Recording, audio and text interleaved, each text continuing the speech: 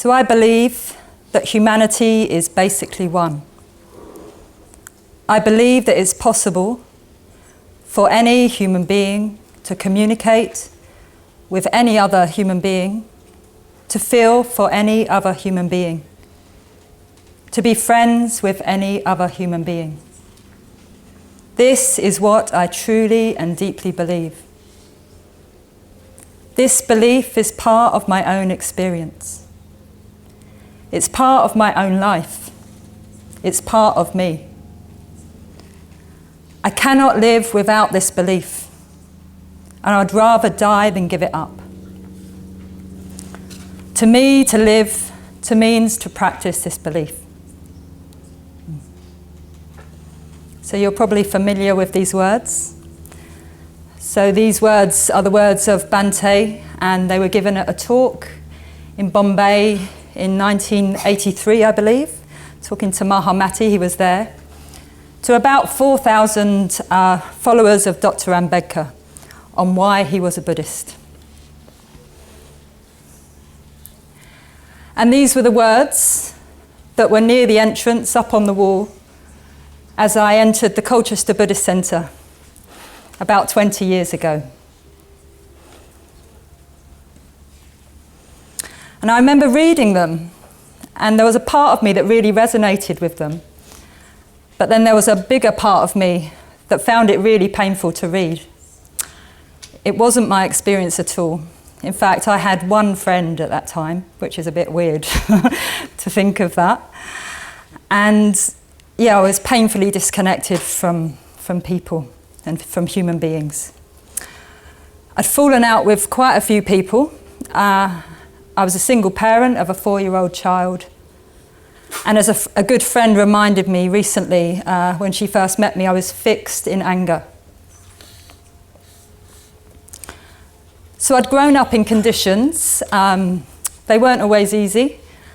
And, you know, my parents, I'm sure they were doing their best to navigate life and to also, you know, navigate their own suffering. And what that meant is that I eventually became quite brittle and fiercely independent, so I didn't need anybody. I didn't want to sort of have to need anybody. And my reaction to life was mostly fight or flight, which of course is what we do. So my flight would mean sort of hedonism, using alcohol or drugs to soften the edges. And the opposite of that would mean fight. So I would blame, polarize, and at worst I would get into fights. And my explosive anger meant that at 18 years old, I found myself in a pivotal moment being arrested after a fight in a pub. And I found myself sitting in a police cell, feeling ashamed and knowing in my heart of hearts that this wasn't really me and this wasn't the life that I wanted to live. But I also had no idea how I could change that. And I had no vision or anyone in my life to show me anything different. In fact, I remember, you know, just feeling like this is me, this is who I am, this is my life. And in a way, I was just a victim of my conditioning.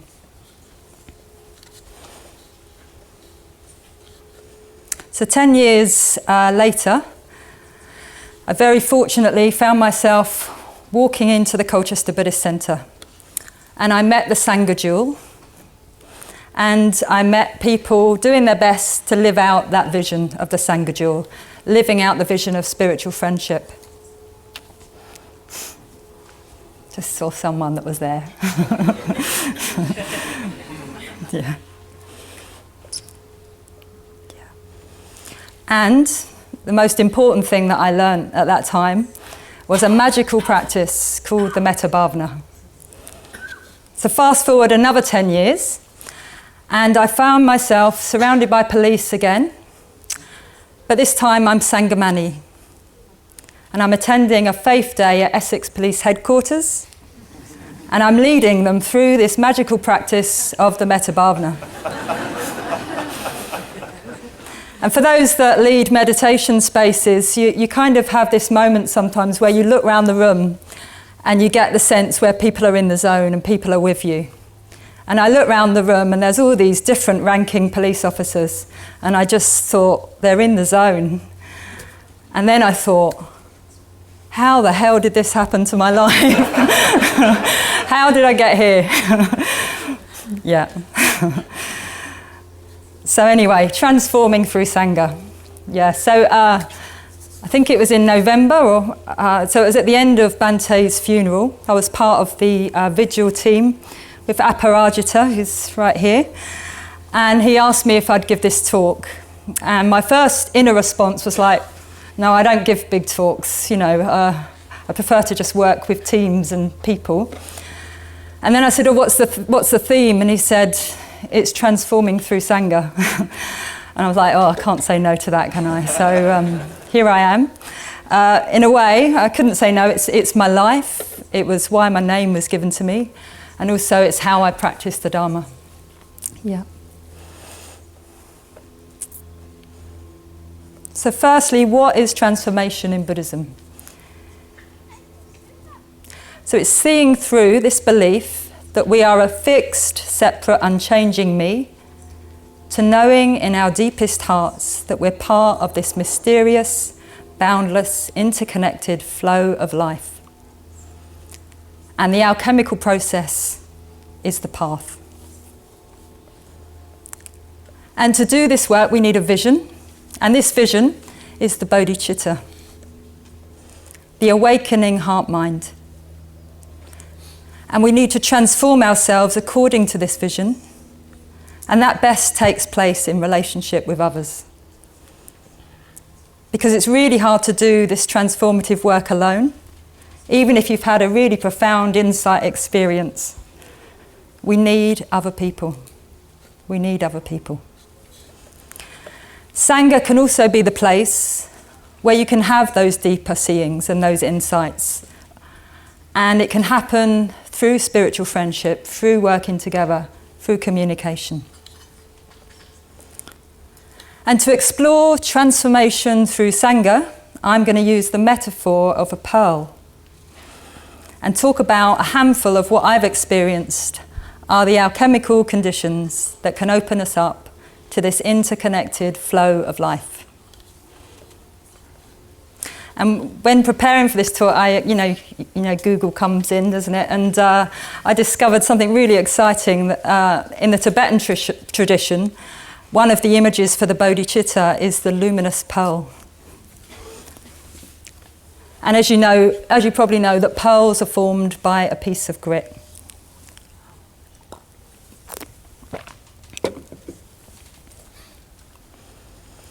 So let's say the shell of the oyster is the Sangha. So it's its relationship. So it's the conditions that we live out and transform this vision. It holds shared teachings, ethical boundaries, a common language to be able to communicate and describe our inner experience, and a place where we can be held and our journey of transformation witnessed. And what's crucial is that it's a place that we meet each other. It's a place where our habits, our views, our conditioning becomes conscious and is reflected back. And Bante, of course, has emphasised for us the value of spiritual friendship and says that we get to know ourselves in relationship to others. And this work of transformation is not easy, and sometimes it can be joyful and inspiring and beautiful, and sometimes it can be messy and uncomfortable. But we need each other to do this. And most importantly, we need metta. He's also emphasised the importance of commitment and bringing more and more of ourselves to the Dharma life, so that any step along the way, from showing up to meditation classes or the process of joining the order, we can deepen our practice. And sometimes I like to think of the institutions of Triratna a bit like Bante's esoteric hidden teachings. And whether that's we're in groups or in meetings, it's like what happens, we think we're just going to a meeting, and what actually happens, it's a bit like we're entering a hall of mirrors, and we're being reflected back.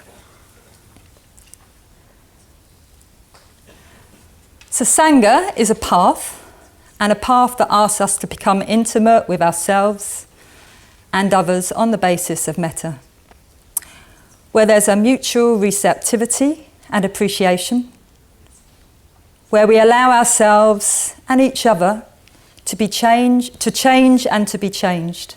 So we allow ourselves and each other to change and to be changed. And of course, this goes without saying, this needs to be imbued with ethical awareness. We need to take care of each other. So it's also a place where we become more and more inclusive of others and less tied to our own narrow self-interest. And I specifically want to talk about metta as a turning towards and an opening movement of consciousness.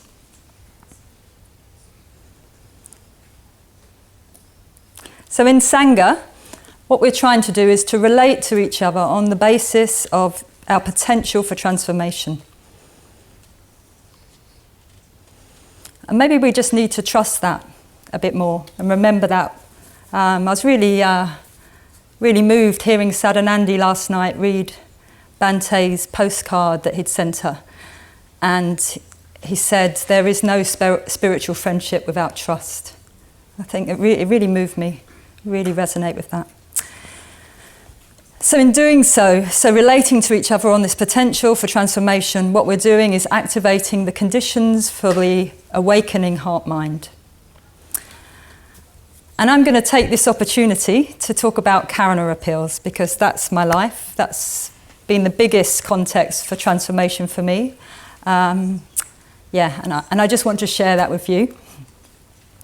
So I've been doing this for 6 years. I've been participating in and helping to create the conditions for people to practice the Dharma intensively. And they're fundraising appeals. If you haven't heard of them before, we use them as a spiritual practice in Triratna. And I'd say they're one of the most intensive contexts that we offer. And I've felt myself and others transform significantly because of them. In fact, last year someone described doing an appeal as rocket fuel for the Dharma life, which I quite liked. So what's really interesting is they're known for not being easy, but that doesn't stop people. There's a sort of faith response to it. They're not easy, but people, they choose to do it. They go beyond themselves and choose to do it. And people sign up. And what's really interesting is you get people that do appeals, and it's been really challenging. And then at the end, we do like this feedback form. And one of the questions is, would you do it again? And they're like, yes. And I just think, wow, people are amazing. You know, there's something in it that they really get and really want. Yeah. Actually, I'm interested how many people here have done one. Put your hand up if you've done an appeal. Ah. Okay. Keep your hand up if you've done 2. Wow. 3? Oh, wow. 4? Okay. You don't just get stripes, you get a medal. Yeah, good.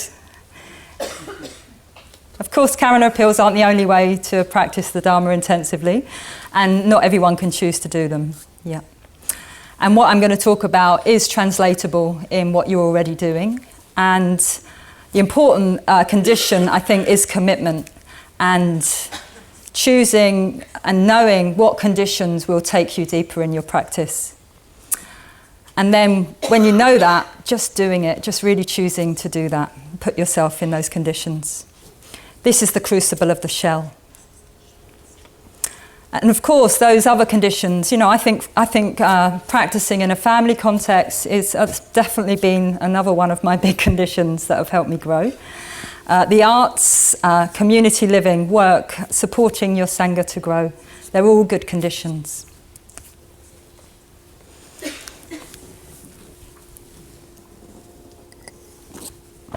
So what is Karuna? It was really good to hear the social work in India mentioned yesterday. So we've been going for nearly 40 years, Karuna, we're a trust. So we're one of Triratna's longest standing team-based right livelihoods. And what we do is fund grassroots projects that support transformation.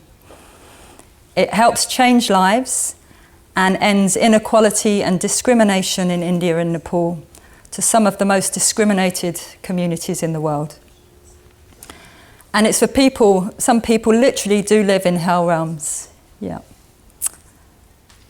And we do this through education. This transformation happens through education, gender equality, and helping people have dignified livelihoods. So it's really excellent work. And the way we raise that money, or most of it, 80% of it, is through Karuna fundraising appeals, door-to-door appeals or telephone campaigns. So the first thing to say is it's not really about fundraising. That's just what we call it. What you need here is a willingness to put yourself in good conditions to practice the Dharma.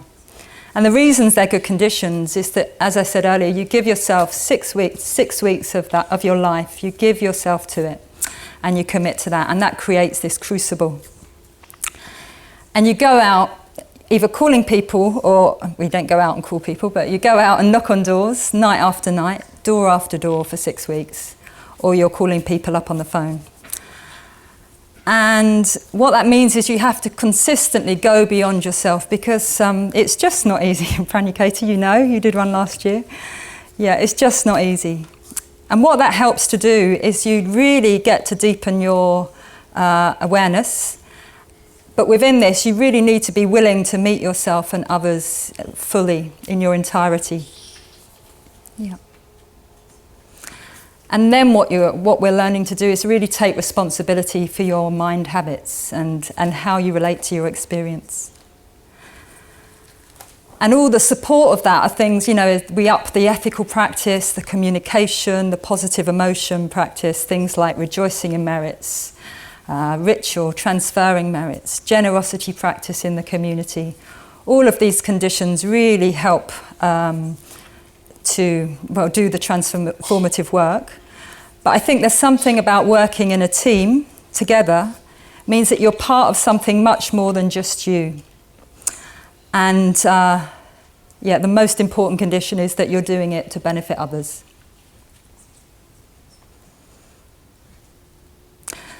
So what these practices do, they help you to expand your point of self-reference, to go out to and be aware of others. And of course, this is an aspect of metta.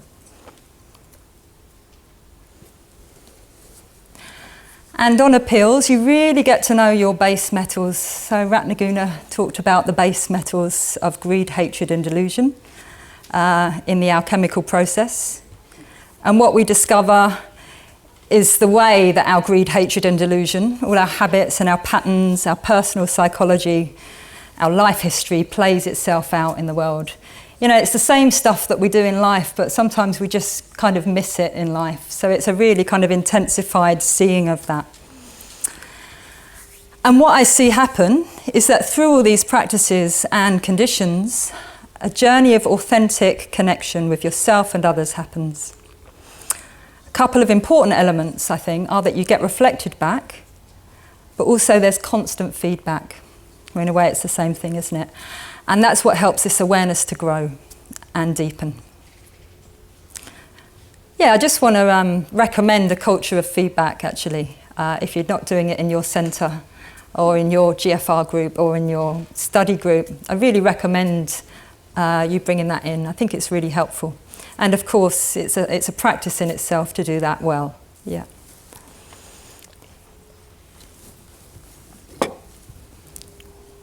Bear with me.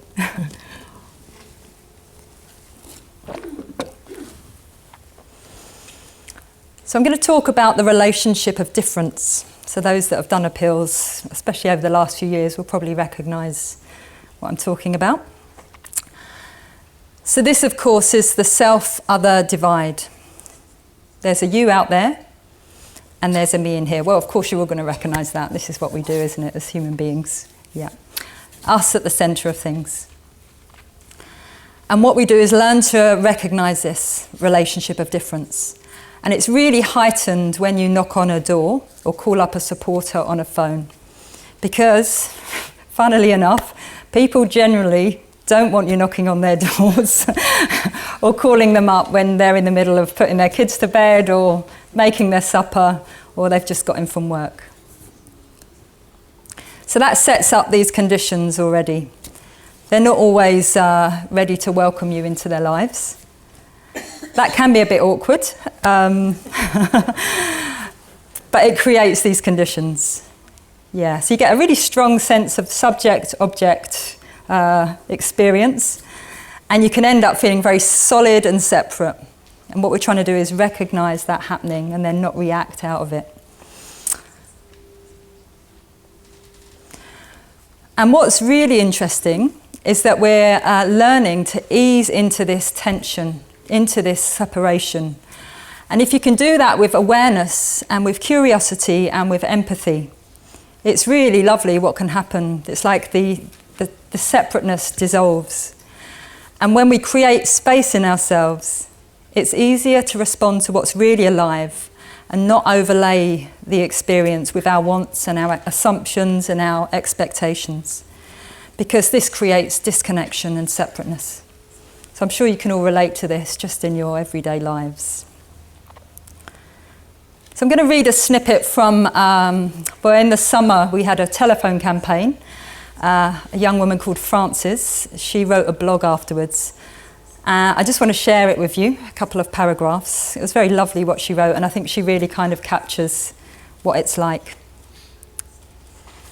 So she says, what I do want to describe, for me, which feels like the heart of this work, is the beautiful synergy that was woven between three different worlds. My world as a team of volunteers, a supporter's world at the end of the phone line, and the world in which the projects take place in India. Developing a deepening awareness of each of these simultaneously permitted a subtle yet profound alchemy to take place. And the emphasis that was placed on authentic connection was the key to all of this.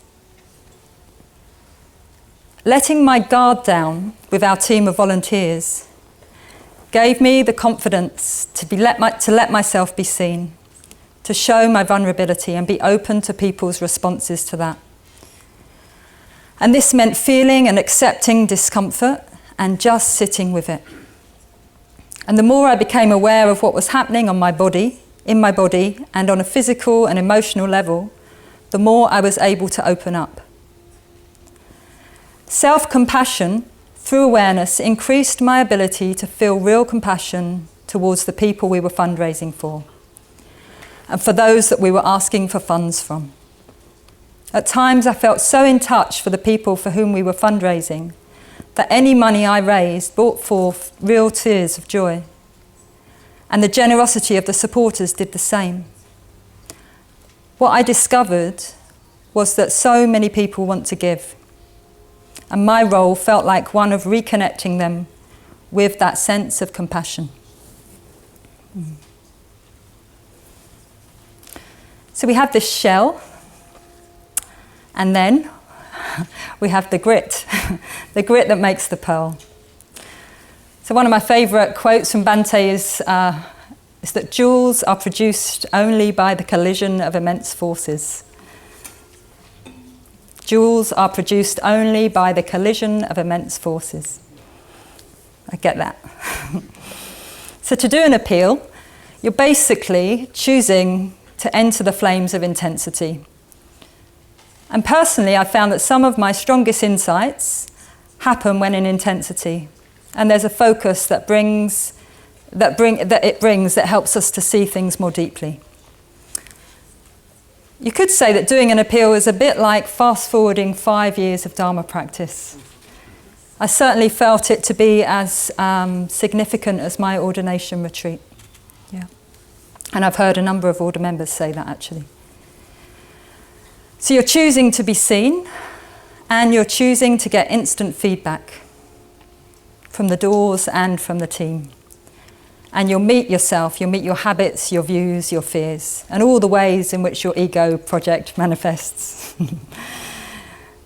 But what that also does, it also grows your potential for connection, for love, for generosity, and for awareness.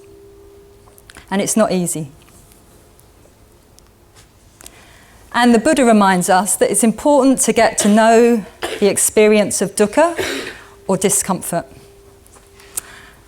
And not in an intellectual way, but in our direct experience, as it's felt in the body and the heart. Dukkha, as it's known in Buddhist circles, is the grittiness of life. And it's also what happens when we resist how things are. So what we need to do is to learn to turn towards experience with awareness and metta, and meet it with openness, rather than contracting and disconnecting from life. And being able to meet dukkha and meet it with metta is a doorway to equanimity. I've got a bit of a practice. Yeah, I am quite lucky. I do get quite a lot of dukkha in my life. And over the last few years, I get this practice where I try and recognize it happening, and I just say, this is what dukkha feels like, Sanghamani. I just say it out loud just to try and remind myself.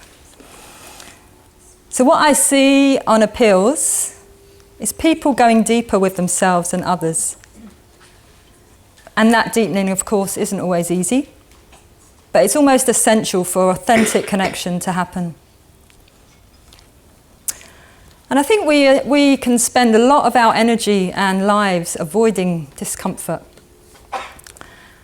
And I don't think that's always helpful, because the path of freedom isn't about getting comfortable. Yeah, I have to remind myself of that. I quite like my home comforts. So practicing the Dharma isn't also about always being nice.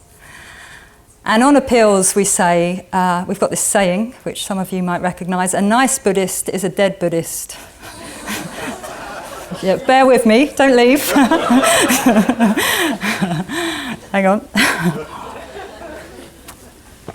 And what that means is that we're not trying to overlay our experience with an idea of how we think we should be, or what we think we should be experiencing.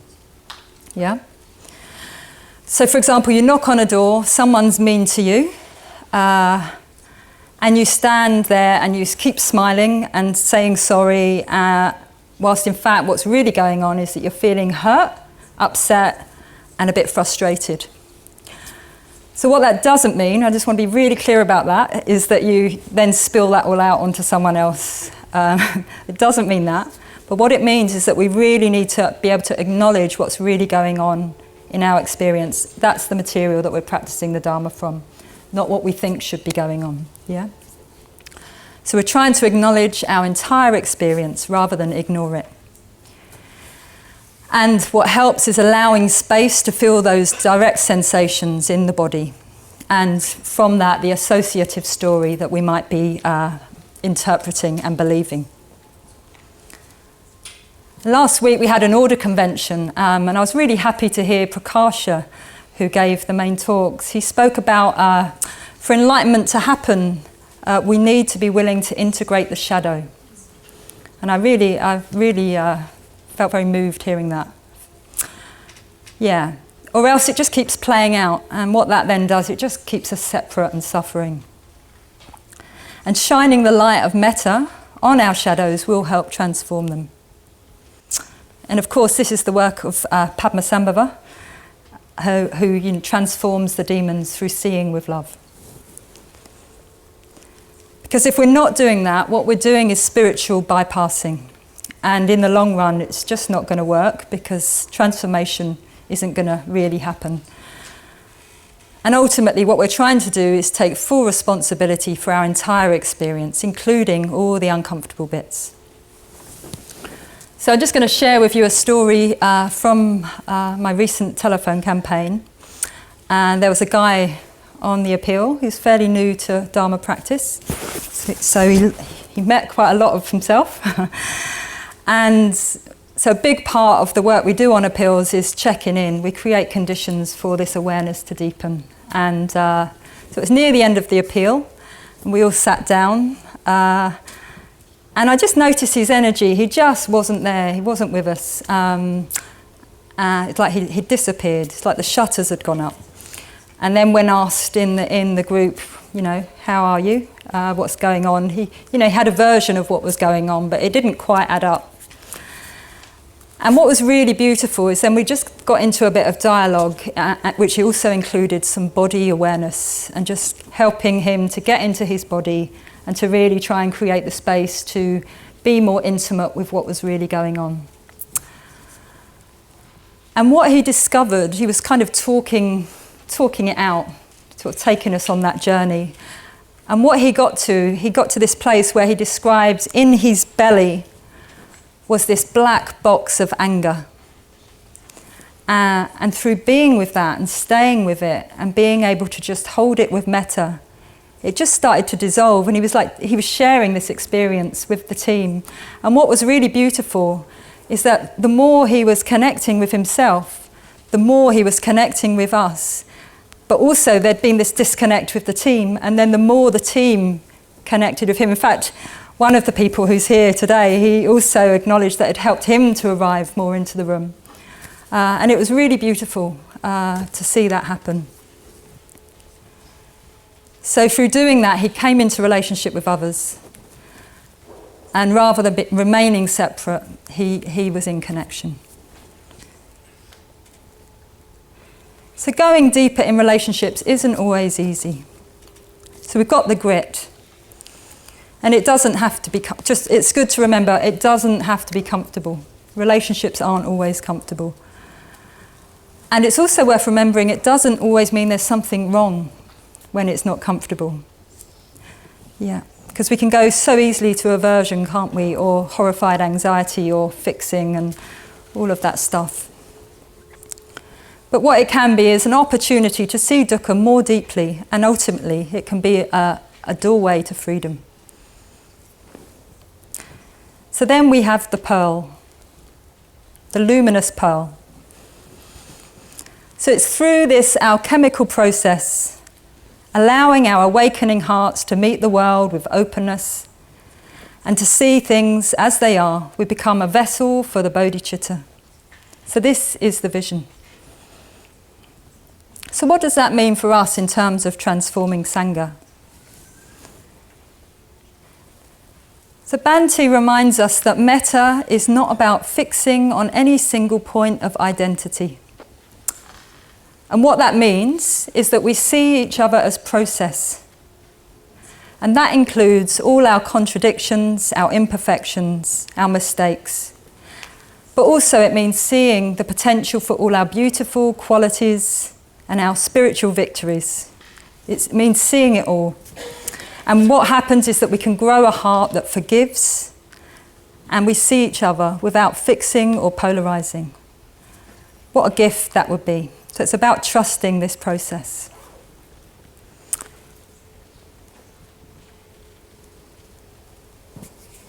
So I just want to share one of my favourite quotes with you. It's from The Little Prince. Oh, yeah. And he says, "It's only with the heart can one see that which is invisible to the eye." Yeah. So it's not easy, is it? And it's not easy, especially when our fight or flight is triggered. And I just want to share one more, oh no, there is another story, but I'll just share this story. It's an experience I had on a Karuna appeal. And it's a story of meeting suffering on the door in Manchester. So some of you have probably heard this story. This is one of my favourites. Bear with me. So part of the training on appeals in the development of awareness is so you don't just sort of go around running, knocking on doors like supermarket sweep. You kind of arrive at a house, at a door, and you have to really land and sort of take in what you're picking up. You know, what does the house communicate? What's going on for you? And then so that when you knock on the door, there's a lot more space for you to be able to have that connection. Anyway, I didn't do that. And so I knocked on this door. And as I knocked, I looked in this little window to the side of the door, and it said something like, "Hawkers, religious fanatics, beggars, salesmen, knock on my door and experience my wrath. I got to the end of that and the door's slowly opening and I won't tell you what word came into my mind first, but I was like, okay, there's a moment here. I either stay with my fear, my fight or flight, or I just run. And I stayed with it. I remembered my training. I grounded. I breathed into my fear. I knew that I was kind of ready to run, but I just created enough space within that. And this door opened, and it was like it wasn't really opened by a human being. It was more like he just, my first impression was like, you know, in a Japanese animation, like you've got these monsters, these big dark monsters. It was like his energy was grey and dark and like, you know, and he just seemed like a monster. He didn't even seem human. And I remember thinking, oh dear. Anyway, came back into my body, and I thought I've either got to talk very quickly or I've got to get out of here. And so I just looked at him and I just said, had I seen this, had I read it before I knocked on your door, I wouldn't have knocked on your door, trying to talk my way out of it. So I think what that did is acknowledge what was really there. You know, I'd kind of made a mistake. I wouldn't have chosen to do that. And yeah. So he looked at me, I looked at him. I'm still trying to breathe and relax. And he kind of like took a breath, and then he went through gritted teeth and really kind of like vibrating with anger. I don't like people knocking on my door. And then he went, and that's the nicest way I've ever said that.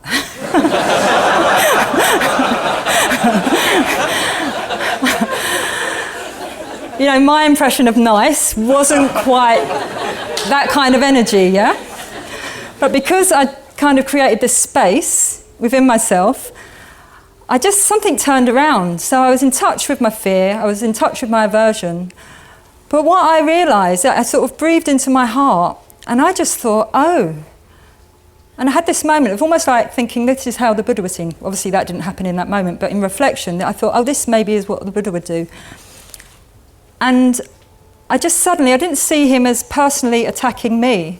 It was more like I had no idea about his history and what conditions had led him to this moment in his life being so full of anger and hate and pain. And it's like I just saw that.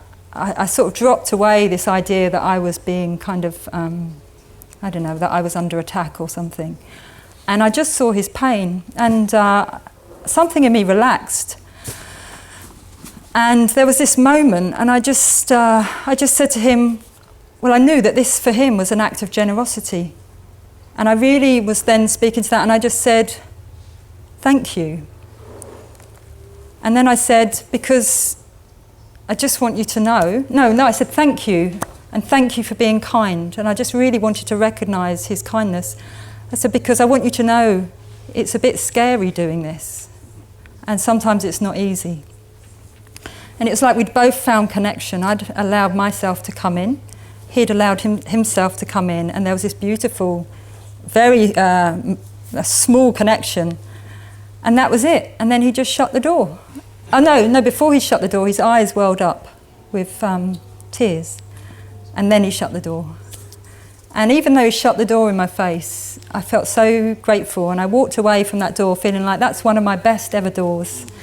And that is one of my best experiences of metta that I think I've had. Yeah.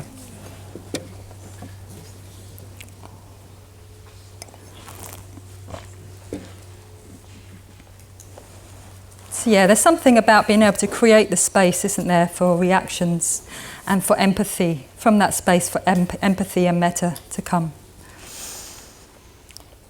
So on Karuna appeals, after going through quite a gritty process sometimes, not everyone, but some people, what I see is people start to glow and shine like luminescent pearls. And at its best, a Karuna appeal team can become a bit like a field of living metta. I feel like that's what we're becoming, actually. We're starting to move into that space. Yeah. And there's this connectedness and awareness of each other, which is Sangha at its best. And I had a really tangible experience of this in the vigil and the time running up to Bante's funeral, where everybody here was just working together in this beautiful flow, and everything that needed to get done got done.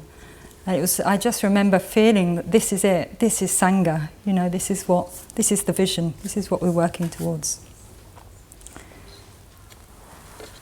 So I want to talk about the brave hearts.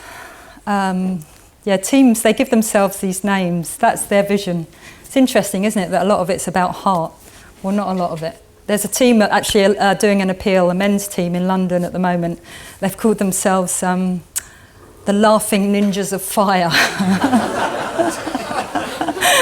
which I think is a brilliant name. Yeah. Anyway, I'm going to talk about the brave hearts.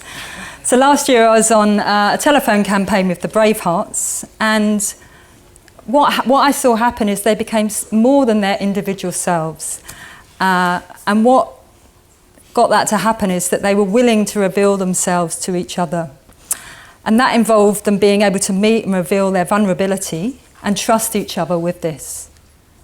And then out of this, it was almost like they became a brave heart rather than these individual brave hearts. And it was just so beautiful.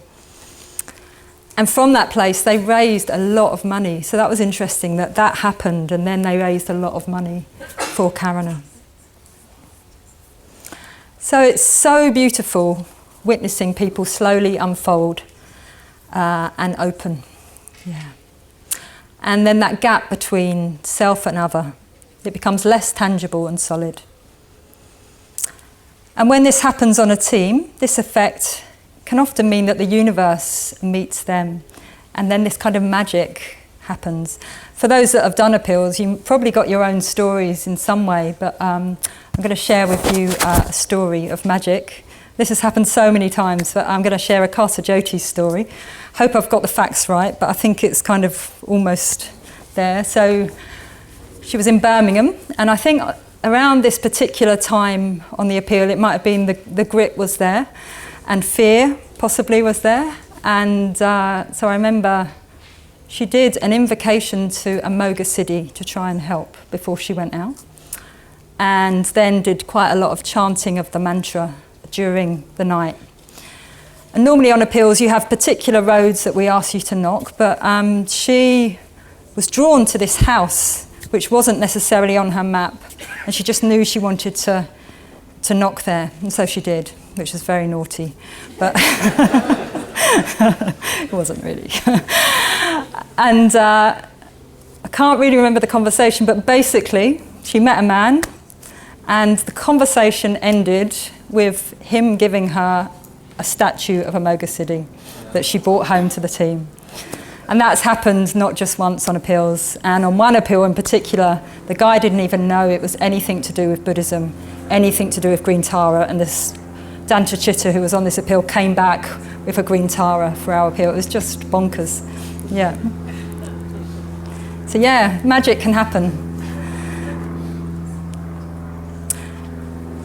So the grit in the oyster becomes the pearl and helps us awaken if we can meet it with metta. And the more we can listen deeply with our own hearts, with compassion, we can cross the bridge of separation and reflect each other's beauty like luminescent pearls in a golden net. And it's then that our capacity to meet the cries of the world becomes deep and boundless. And that's alchemy. Thank you.